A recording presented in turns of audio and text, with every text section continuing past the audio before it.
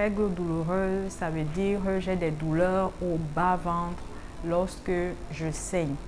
Ces douleurs peuvent commencer quelques jours avant le saignement parce que certaines ont des douleurs et elles savent que ok, bientôt je vais voir mes règles, ou bien débuter même après, du moins je peux dire même pendant le saignement, donc concomitamment avec le saignement menstruel normal.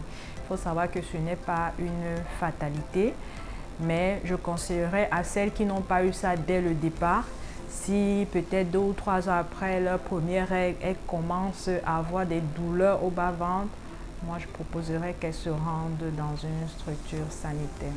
La plupart du temps, c'est la jeune fille qui commence à avoir ses règles et souvent ça l'empêche même d'aller à l'école ou bien à l'université.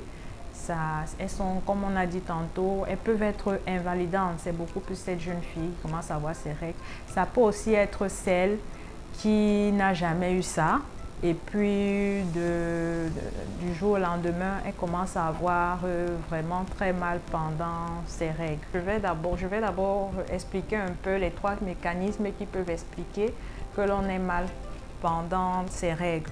Le premier mécanisme, c'est un mécanisme de contraction musculaire, puisque l'utérus est un muscle qui est approvisionné par du sang.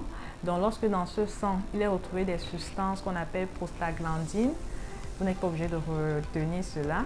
Donc ces prostaglandines provoquent donc des contractions musculaires et vous savez que qu'est-ce qui fait saigner? C'est le muscle qui se contracte. Donc chez certaines personnes très sensibles à ces substances, lorsque l'utérus se contracte, elles ont mal.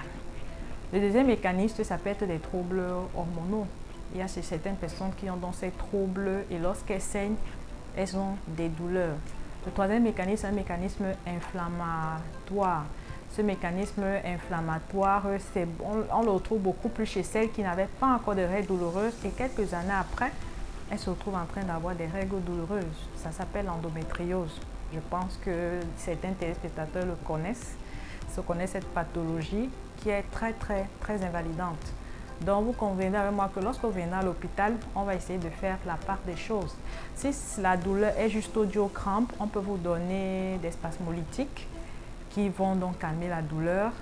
Si cette douleur est due à un trouble hormonal, on peut vous donner de la progestérone. On vous fait un apport en hormones tout simplement.